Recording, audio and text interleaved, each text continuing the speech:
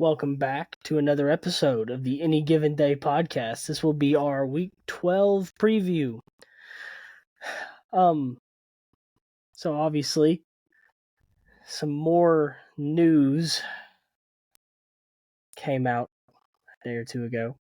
I'll let you take it away. Yeah, not even really a day or two ago. Like in the last few hours. In the last few hours, Michigan. It's come out that Michigan basically they've decided to go, and we're just gonna get knocked out. Michigan's gone, and they've decided they're gonna be. They're not gonna fight the 3-game suspension. Basically, they're just gonna take it, which fair enough. I'm honestly just done. I will say it's intriguing the fact that they're fixing to play Ohio State after this week without Harbaugh on the sideline. I think that's going to be a very intriguing matchup because what I worry is that Ryan Day might have actually saved his bag for later on in the season, his bag of plays. And so you might see a bunch of home run plays that they'll try to hit on Michigan and just like destroy them. Which, if that happened at this point, I actually do think that would be hilarious. So, but It'd be beautiful. Yeah, beautiful. Anyways, that's about all I had on that. Yeah, I mean, it is what it is at this point. I mean, if they had continued on with this, there's a good chance that Harbaugh has to testify, in which case he's under oath and he has to tell the truth or perjure himself, and you can't really plead the fifth on something that's not criminal. Yep. So I think they just kind of realized if we take this to court, we're going to end up getting in more trouble for more stuff than what they're even trying to find out. So let's just let them have it. Yep. Agreed. What have we got next on the list?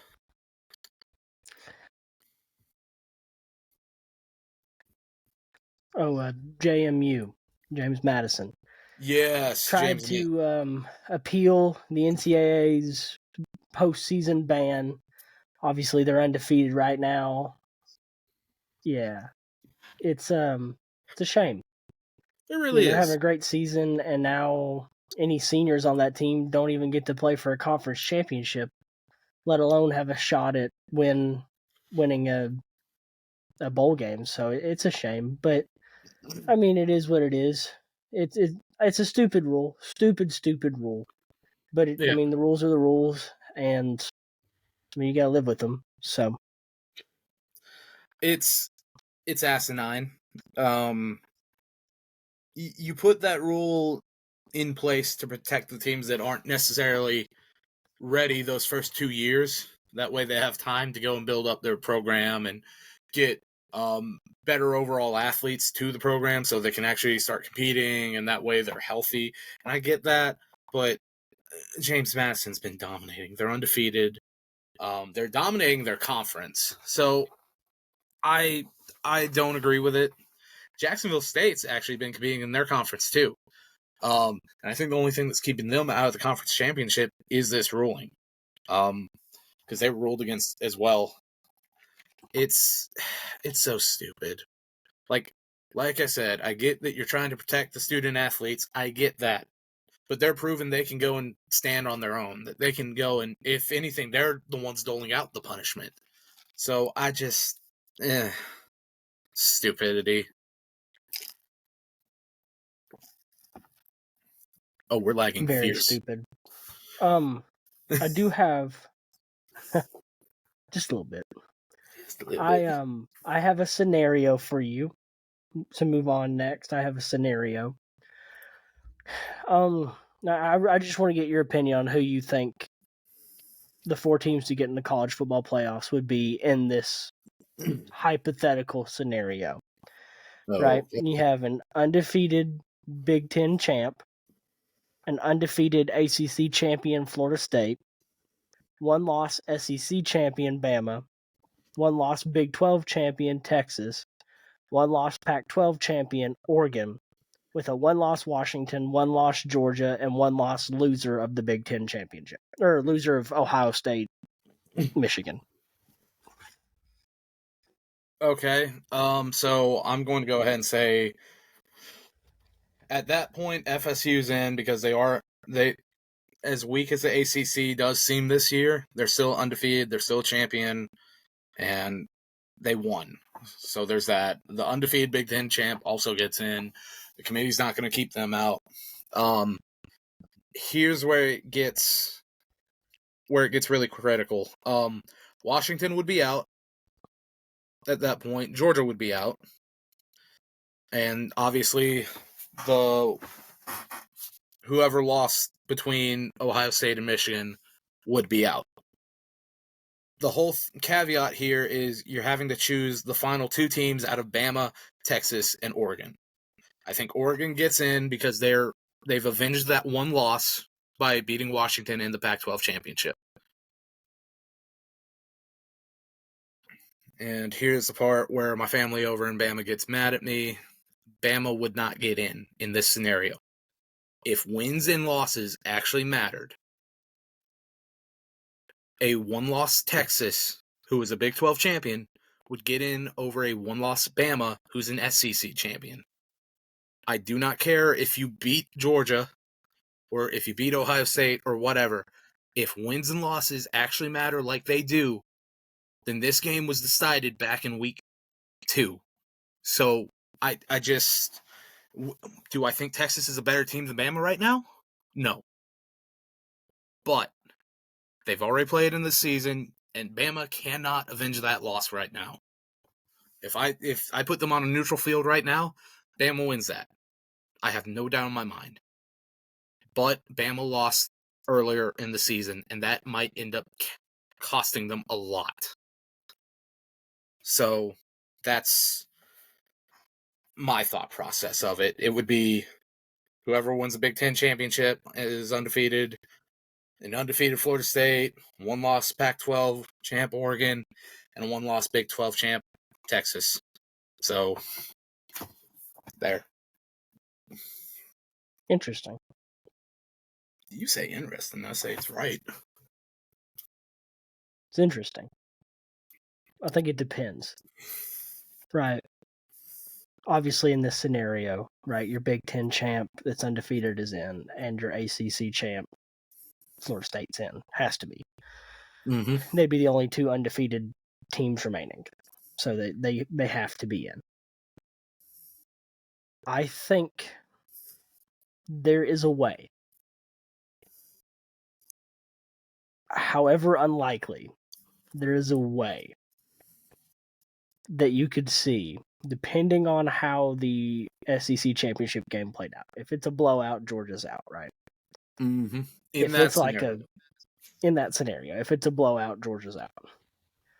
If it is a Peach Bowl-esque kick as time expires to win the game, right?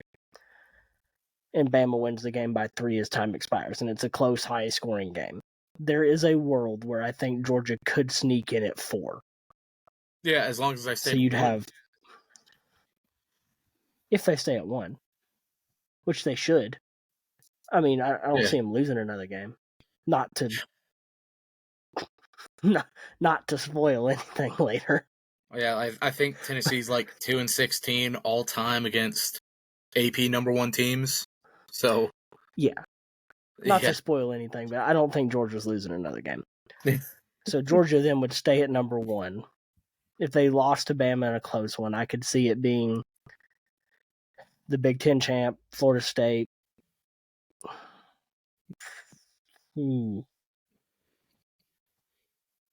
Probably Oregon and then Georgia. Mm-hmm. Okay. Which would have a rematch. Assuming things go the way I think they do. From last year's playoffs. Oh yeah. No, not playoffs. From last year's playoffs. Oregon if and things Georgia go the way I think they do. Oregon and Georgia didn't play each other in the playoffs. If Oregon's 3, then they wouldn't play Georgia at 4. Oh, Ohio State would be one. Duh. I don't know. I half listened there. That's on me. My bad. I Honestly, swear I'm sober. that'd be a fire playoffs. Ohio State versus Georgia and FSU versus Oregon. That would be a fire intriguing. playoff. I think Oregon would beat Florida State in that scenario. Probably. And I'm Now, what was the first playoff rankings ever? Was it Ohio State versus Bama and Florida State versus Oregon? Was it? I think it was. No. Bama was in the first one. So was Florida State and Oregon. Was it not Ohio State? Yes, because Ohio State went and beat Bama in the Natty. Or no, they beat Oregon in the Natty, didn't they? They upset Bama in the semifinal. Yeah, and then they beat Oregon in the Natty. What a way to end off the 4-team playoff era. Yeah. Bama sneaks in at 4, plays number 1 Ohio State. Oof. Anyways. Yeah, definitely. Speaking of playoffs, though, we'll go ahead and hit on the college football playoff top 25, the new rankings. Yep. Georgia jumps Ohio State to be number 1 team in the land, rightfully so, in my opinion. You're very biased. The rest of it looks... Nah, I'm not biased. The rest of it looks to be pretty right to me, although I do believe you had something you want to talk about a certain someone. RJ Young. Let's not even beat around the bush. So he's a analyst for Fox. He's got a podcast. Did you air quote there? Yes, I very much air quoted there. Okay. And he went and he shut off his mouth saying, well, let's see. Well, here it is. Oh, no, I lost it again. Oh, no. Give me 1 second and I can find it again. Because he just unloaded on Missouri. Right here. Ranking Missouri number 9 ahead of Louisville is a CFP committee padding its Georgia ranking at number 1. No one has Missouri as a top 10 team but them. And I'm sorry, but Missouri, they've got 2 better losses than Louisville's 1 loss. Like, Missouri lost a shootout to LSU, one of the best offenses in the country, right?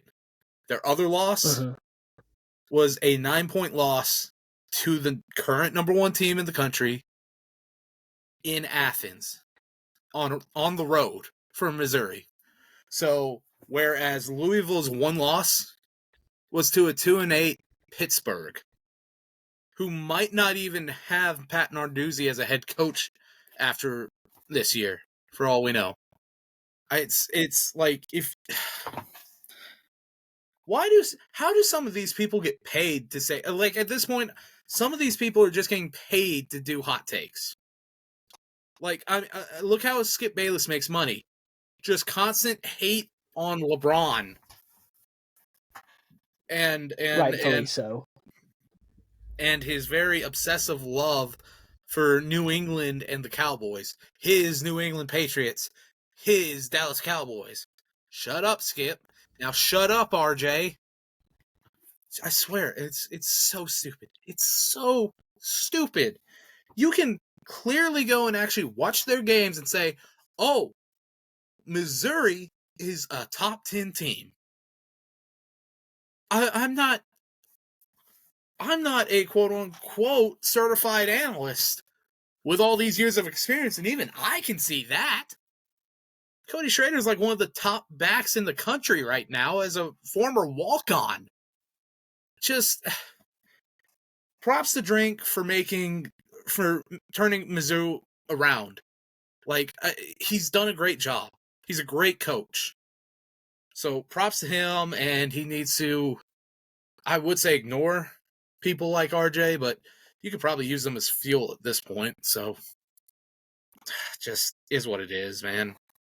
Feel better now? No. Okay. For Want the to shot. tell RJ Young to shut up to his face? We can arrange that. I'm sure we can find a way to. Yeah. All right. Hopefully. Good. Other than that, do you find the rest of these rankings to be sufficient to your liking?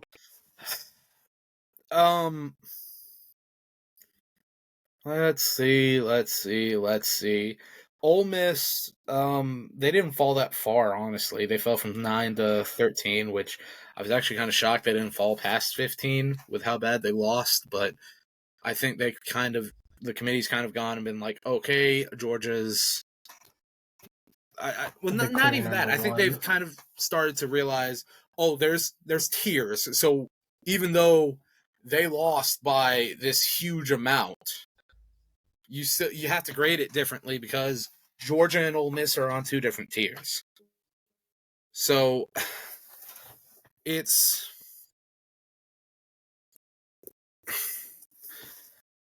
like that's one thing. The only other thing I'll say is I don't know if Oklahoma State should be ranked right now. That kind of They dropped like a rock, didn't they?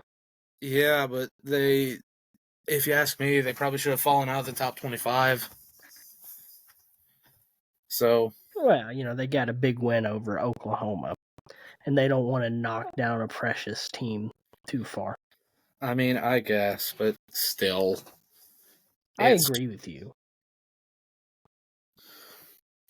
But what do we know? Just some of these things are stupid. And I got a question for you. Just sudden thought, Mizzou and Alabama right now on a neutral site, who do you take? Alabama. Okay, how bad do you think it would be? Probably about a 10-point game. Yeah, I could see it. I think Mizzou could cut it closer to the wire than that, though. I think it'll Alabama be a Georgia-style game because Alabama has a better defense possibly than Georgia, but Georgia has a better offense than Alabama does right now. Well, I don't know. Alabama's kind of figured something out on offense. But I think it'd be close. It'd be similar to the Georgia game. If you put C.J. Allen and let's jumping ahead a bit, but if you were to put C.J. Allen as a spy against Jalen Milroe, I think he's quick enough to go and... I do too. C.J. Allen, I feel like we did not go and talk enough about him during the review, mostly because of how late it was and everything, but... Yeah. I mean, true freshman making senior-type plays. He was so quick. So quick. He didn't look like a true freshman. No. The hilarious thing was so some players have a podcast, right, from Georgia, and one of them's Tate Ratledge, one of the starting guards, and he was telling about, during the bowl practices when CJ first came up, him and some of the other freshman linebacker, Raylan Wilson, they hit this like A to B on him, and he's just like, you're not supposed to know how to do that yet. How do you... they're just shocked because of how good this kid was, and you saw it. Anyways, sorry everyone. To counter that point about C.J. Allen spying Jalen Milroe, Dalen Everett exists, and he's awful. Okay, maybe Julian Humphrey's back by then, though. Maybe. You hope. You hope, yeah. But, and if worse comes to worse, why not just go ahead and put A.J. Harris out there? Obviously, he's not better than Dalen Everett. I think Dalen's Kirby keeps throwing Dalen Everett out there, and Dalen Everett gets beat every single freaking game. People are targeting the kid. Let's switch something up. I don't know. It's not working. Here's the thing I'll say about Everett. He'd be a number one cornerback in a lot of other defenses. Yes. He's young. I mean, I'm not saying he can't ever get good. He's just not great right now. He's a good corner. He's just playing across from one of the best corners, if not the best corner in the SEC, so he gets picked on. All right, I get it. But he's like a sophomore. Regardless, Anyway, getting enough off talking track. about Georgia. Coaching carousel. Coaching carousel. Who do you think is on the hot seat or should be on the hot seat now after we've had a couple coaches being fired? And which jobs do you think could be opening up soon from people leaving jobs to maybe take different jobs? So UCLA's all but like it fixing to be an open job. Let's see, you got Michigan State open, Mississippi State's open, A&M's open.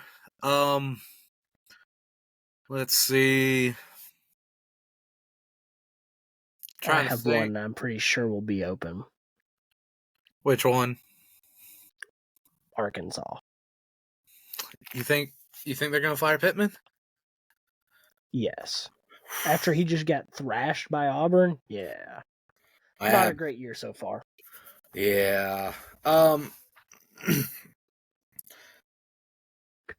would say there's a possibility, and you hear it. You hear it all the time, and I'm gonna bring them back up real quick. I think there could be an opening possibly up at Michigan if Harbaugh does go to the NFL. Oh my goodness. Which if he left for the NFL, right as the NCAA is fixing to put sanctions down on Michigan, he might be banned from returning ever. Like that would be hilarious to me. I would. I think you could possibly see an opening in Michigan, depending on how bad everything gets. What's another one? I think you could possibly see an opening over at Kansas or Duke, depending on if Elko or Leipold get hired by a bigger school. Maybe Will Fritz leaves Tulane for a better job. So there's a few. I'm not necessarily sure about firings. You know, it's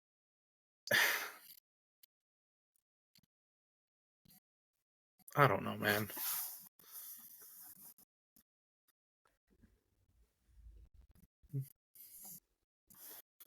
I don't know either. I mean,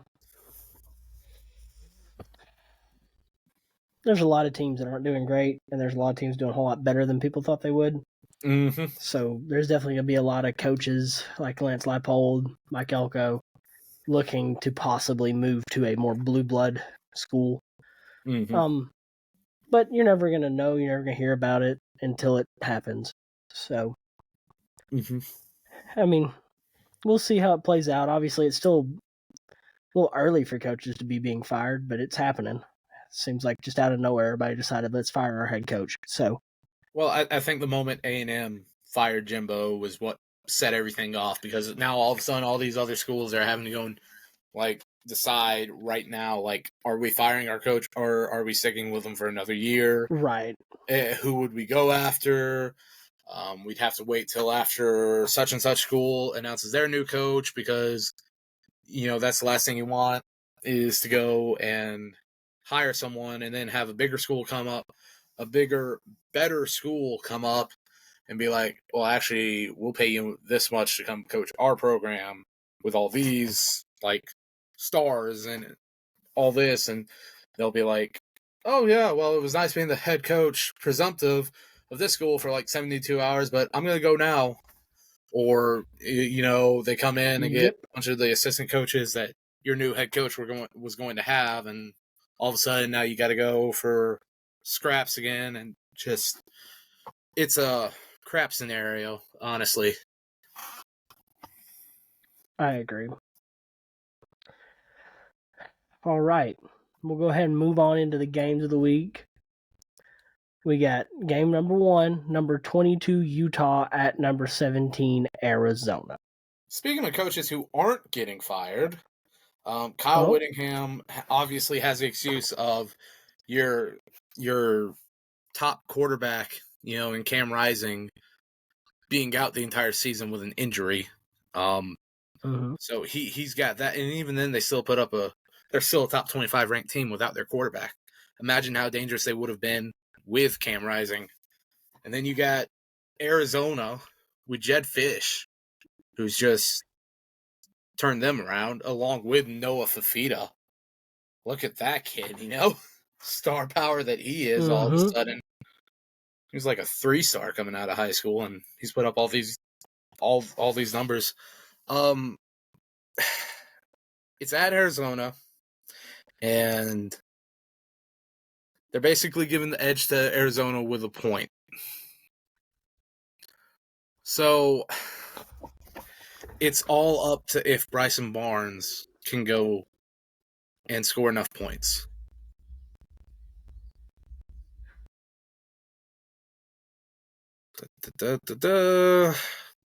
Right. I don't know. I do not know this one. I know Utah clearly has a better defense, but I would say right now Arizona possibly has a better offense. I think they definitely have the better quarterback. But Fafita's still young, so I'll go with the experienced defense from Utah to pull the upset on Arizona this week. All right. Now, I know we've talked in the past about point spreads, and a general home spread is 3 points. Yep. So basically, Utah is basically 3 points better, or 2 points better. Yep. Than Arizona, in the mind of Vegas. Arizona's about 2 points. I mean, Utah's about 2 points better than Arizona, but it's at Arizona, so it goes down to 1 point. Mm-hmm. Arizona's been really good this year, and they've shocked a lot of people. But, like you said, what in the world? Interesting. But, I like you said, they're still young. Give them a year or two, and I think they'll be fighting. But I think you got to go with the experienced defense of Utah. I mean, they almost pulled off a huge upset against Washington last week. Yeah. Arguably really would have if they had Cam Rising playing. Oh, they should have. Yeah, I think I'm taking Utah. It's just, yeah, they should have, but I'm taking Utah. And let it not be said that both of these teams are well coached. I think they've both got great coaches. And I think you're looking at Jed Fish right now. Jed Fish might be an underrated potential hire at one of these schools that loses a head coach. He might not leave Arizona for UCLA or somewhere like that, but I could see him potentially getting offered either the Michigan State job or the A&M job and taking it. I doubt A&M because I don't think he's the sexy home run hire they want. But it's just something to keep your eye on. I agree. Moving on, game 2. UCLA at USC, the Battle of LA. Now, if you'll think back to earlier this year, both these teams were ranked. Mm-hmm. And now they are not. Yep. I mean, what are your thoughts on this game? Did you know this is the first time that Lincoln Riley's ever had a 4-loss team? Ever? He got handed the reins over at Oklahoma after Bob Stoops. Yeah. So immediate playoff contender there. And then he came over to USC and he was able to go and have Caleb Williams follow him over there and all these other transfer portal guys. Everything, right? So they were able to go and do pretty okay last year. And now all of a sudden he's got a 4-loss team for the first time ever. Yeesh. I think UCLA's only got, well, I'm not sure how many losses they got. 3, I think. But either way, yeah. Apparently, Dante Moore's not happy over there because he was promised a lot of things and have not been kept. And it's sad, really. Not to mention, apparently you had a bunch of either recruits over at the UCLA game between Colorado and UCLA when Colorado had all their stuff broke into and stolen. Apparently, it was either some recruits or friends of said recruits, right, from a local high school, and they broke into the visiting locker room and stole all the stuff, which immediate red flags. Honestly, I don't think UCLA or Chip Kelly will have any motivation for this one. But then again, USC, I'm starting to wonder if Lincoln Riley whether or not he might be heading to the NFL after this season. Which, I mean, is him to a T to run away before he goes into a actual legit conference, you know? Just a thought. I don't know. But I think USC wins this one. But before you go and make your pick, I got a bit of a fun fact for you. What? Well, I'm trying to put how to phrase it now. Back in 1939, USC and UCLA came together to play this game, the Battle of LA. They were both undefeated, and basically this was going to decide who went to the Rose Bowl that year. Keep in mind, this is also before UCLA actually called the Rose Bowl home for their home games, which it's pathetic that they can't sell out a full crowd for that stadium, but neither here nor there. USC would go on to be the one pick to go and play in the Rose Bowl that year after a scoreless tie between both teams. But there was one very important person that played in that game back in 1939 who would go on to go and do amazing things in the major leagues. Can you take a wild swing to say who they were?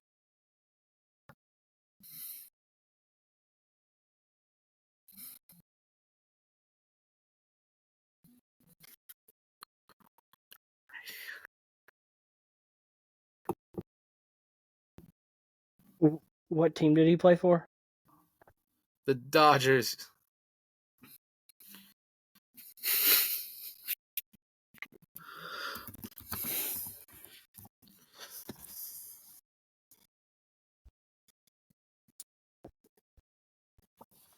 God bless it, this lag. Okay. Played for the Dodgers. 1940s-ish. What position did he play? Second base. Okay. I mean, for that time period, right? Mm-hmm. To play second base for the Dodgers, who would have been in Brooklyn. Yep. At the time, it had to be Jackie Robinson, right? Ding, ding, ding. Okay. A winner you are. Which college did he go to? UCLA. He went to UCLA. 3-sport athlete at UCLA. Football, baseball, and track and field. Really? Yeah. Like I said, pretty important person. Broke the color barrier, all that. Number retired by every single Major League Baseball team. Which, fair play. You know? Anyways, now on to your pick. I mean, yeah. UCLA's got nothing to play for. USC has nothing to play for. This is really just a nothing game. Mm-hmm. But I mean, like you said, Lincoln Riley could be going to the NFL, and Chip Kelly's pretty much gone at this point. Now, granted, I've heard that if Chip Kelly and UCLA go, I'm picking USC. Okay, fair enough. Granted, I've heard that if UCLA goes and wins, then that Chip Kelly might be able to keep his job at least through the postseason. Maybe. I don't know if it's worth it. So next game's going to be number 20 North Carolina at Clemson. Clemson's actually favored by 6.5 in this one. I just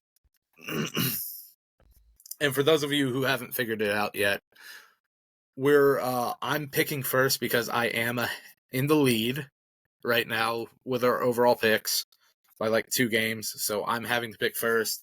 So Bonner can kind of go and be like, okay, do I take the risk here or do I actually go with him on this? That being said, North Carolina, they might be the ranked team, but they're not the favorite in this matchup for a reason. They're prone to give it. There's another one actually. What if Mac Brown retires after this season? Anyways, Jesus, what kind of sorry, it's the ADHD, Sure. baby. ADHD, dog? I can tell. That was out of nowhere. It's like I was thinking about that earlier, but I forgot. Oh no, gotta say it before I forget it again. All right. But no. So I assume you're taking Clemson? Yeah, just 3:30 kick at Death Valley. North Carolina's prone to going and losing the games they're technically supposed to win. So even though they're the higher ranked team, I got Clemson in this one.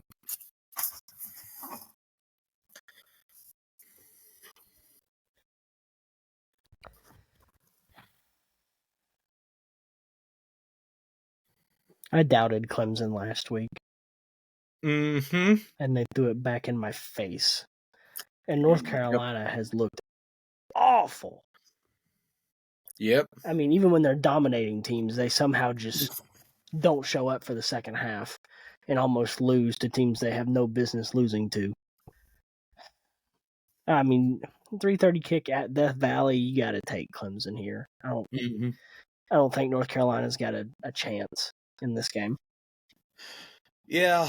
I will say though, Clemson probably should lose solely on the basis that their fans stormed the field after being teched by 3 touchdowns last week.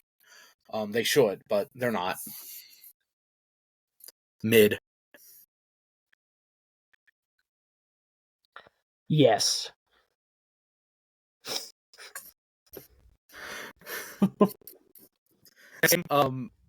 Number 21 never happened to my school. Never at my school. Never at my school. But what do I know? But definitely for my pro team.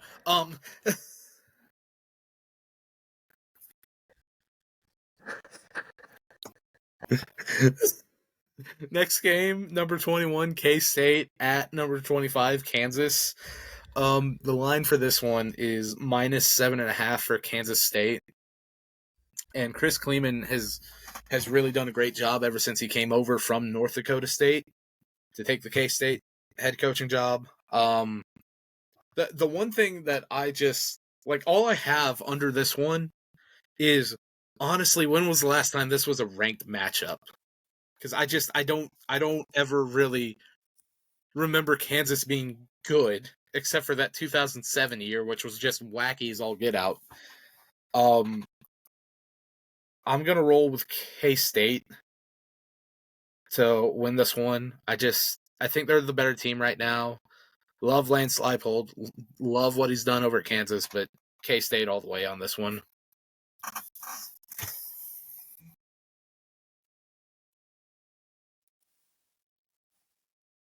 You're right. I don't remember the last time this was a ranked matchup. I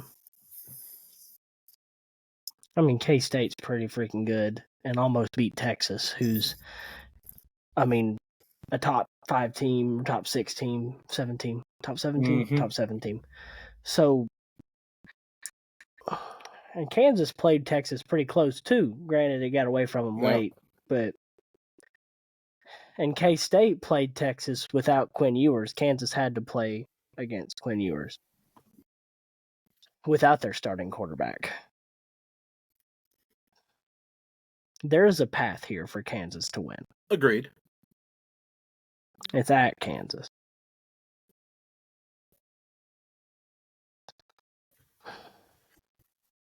I'm going to take Kansas. Okay, wow, first deferral. Okay. Yeah. I can see it. I could pick either one, honestly, but I'm just rolling with my gun on this one. I think K-State just is better overall right now.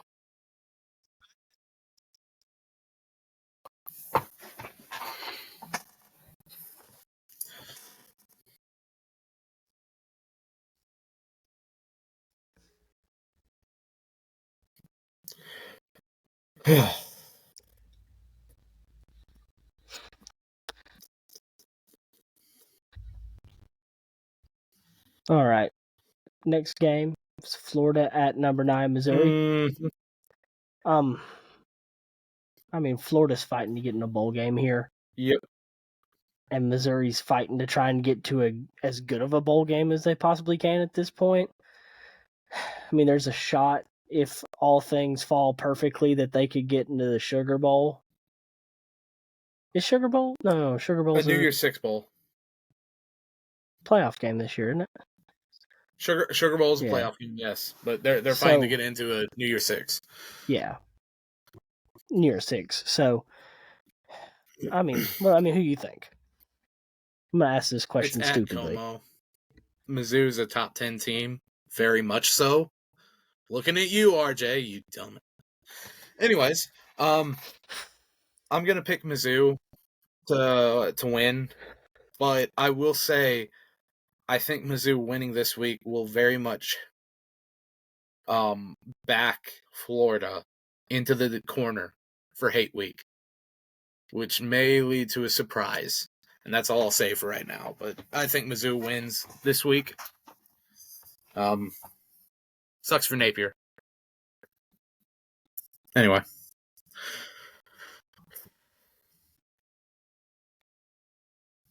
Ooh, a surprise, you say? Maybe. Is it the surprise I'm thinking of? Maybe just a bit. I think we're on the same page, but we're not going to talk about that till it happens. Yeah, I mean, Missouri's winning this. Yep. Missouri's the much better team. So, Missouri's winning this game. I don't even think it's close. And if, like you said, if Missouri wins this, Florida is in a must-win situation against Florida State to be able to play in a bowl this year. I mean, you couldn't have told me at the beginning of this year. We knew Florida was going to be not great, but not bowl eligible.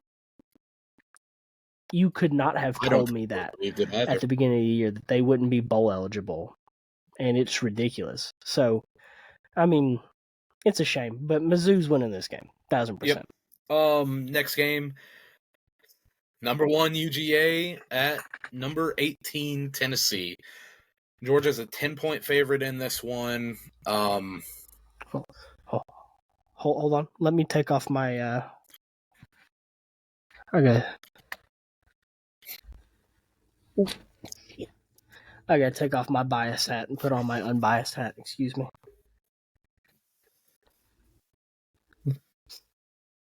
Okay. Continue. Okay. Georgia's a 10-point favorite in this one, and just you still have so many Tennessee fans just talking so much trash. I'm just like, this is coming from obviously a bit of a biased perspective. I'm just like, shut up, guys. Y'all ain't got much to play for at this point. You've taken a step back since last year. I think at the end of the day, Georgia's going to win this one. It might be Tennessee might cover. They might, just because of the crowds and everything. But then again, it wouldn't be the first time that Georgia and Kirby Smart have emptied that stadium early. If they were to go and put up multiple scores on them and have a multiple score lead going into halftime and possibly into the fourth quarter. So I'll take Georgia. solely just so some Tennessee fans can shut up. Like, they're not all bad. I know several that are great people, but it's the ones on the internet that are the worst. Sometimes. Anyways, that's all I'll say.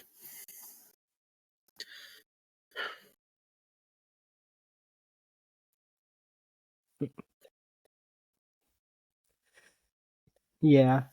I mean,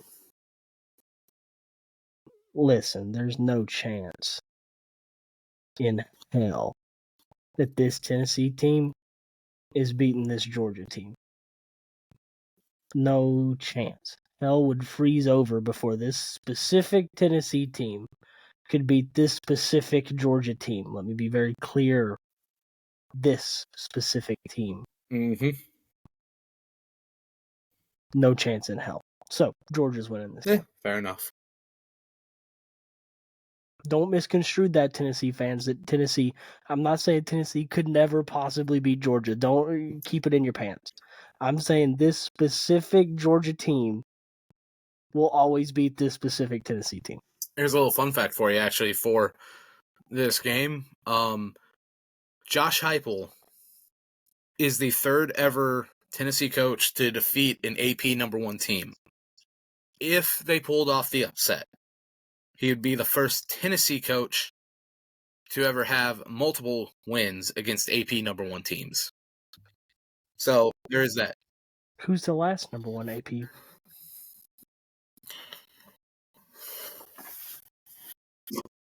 Who's the last number 1 AP poll team he beat? Alabama last year. Really? They were number 1? Let me rephrase that. Number 1 overall teams in general, I think. I don't think it was AP, maybe. No, because Georgia's been number 1 in the AP for a while. Yeah, so it was just number 1 teams. Yeah, I saw it somewhere. No, you're good. All right, we'll go ahead and move on to Game 7. Number 5, Washington at number 11, Oregon State, our game of the week. So, who you have winning this one? So, like we said, typically 3 points is home field advantage, right? Oregon State's favored by 2.5 here. I think Corvallis, it's going to be a 7 p.m.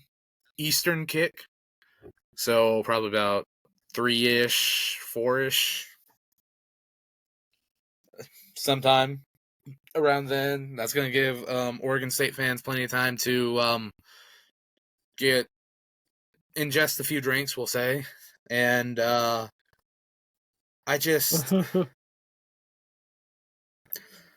think they have something to prove, right? And I think this is going to be the start of some chaos for this week and next week. Not even to mention the fact that, and we're not really doing this game, but Texas is going to Iowa State. That could be another game that could end in some chaos, or at least really open up some eyes. But I'm going to go with DJU, Oregon State, to pull the upset on Washington this week. So, yeah. Okay. Yeah, I mean, this one could get froggy. Washington has definitely struggled the last couple of weeks. And surprisingly, yet not so surprisingly, Oregon State is favored in this game.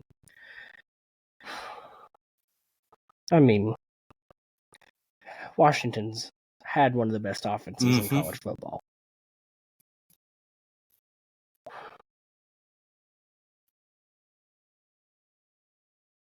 I don't know.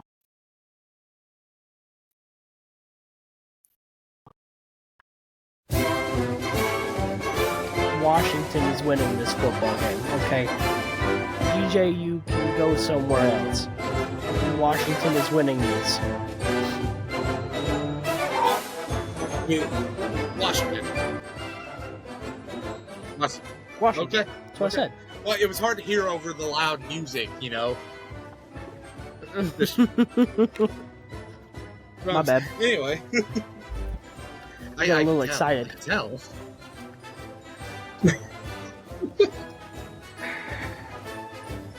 Go ahead and pause that music.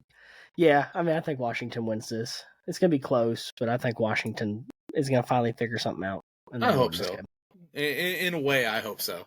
The other part of me is just hoping for pure, unadulterated chaos.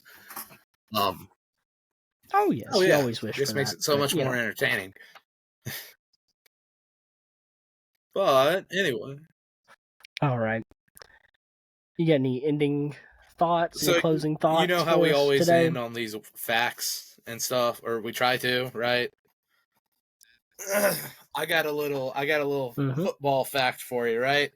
Rivalry and all that. So, this past week, literally a few days ago, Toledo up in Ohio and Bowling Green played their annual competition, right, on the field, known as the Battle for I-75. These two teams have such a strong hatred for each other, right? That Toledo, do you know who Toledo's mascot is?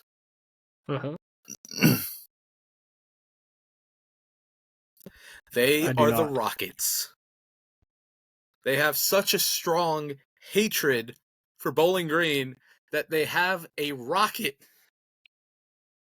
I saw this. Angled where if it were fired off at full speed that it should be fired off at, it would land directly on Bowling Green's 50-yard line. I love That's it. Awesome. It is college football at its best. Yeah, I did see that. Now that you say that, I did see that on X, Twitter, whatever it is. Elon's playground. Jesus. All right. Well. All right. Well, our next episode will be out on Monday, Tuesday. And we will have a special preview episode coming out Wednesday morning. Because obviously Thanksgiving is going to be coming up. Yeah, Monday, Tuesday. So Thanksgiving's going to be coming up. And, obviously there's going to be some games on Thanksgiving, so we can't really do our normal Thursday preview episode. So we're going to be putting out an episode early so you guys can watch that, enjoy it right before you have to go to Thanksgiving, spend time with your family. But just giving you guys a heads up, that's what's going to be happening next week. So everybody have a great day, and we will see you later.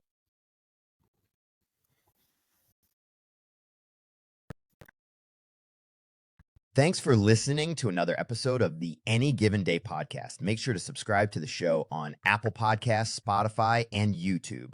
You can find us under the name Any Given Day Podcast. Stay updated with our latest episodes and insights. And don't forget, the next episode will be out Tuesday, where we will review some of the big games from this weekend. Until then, keep the spirit of the game alive. And remember, in the sport, anything can happen on any given day. See y'all on the next play.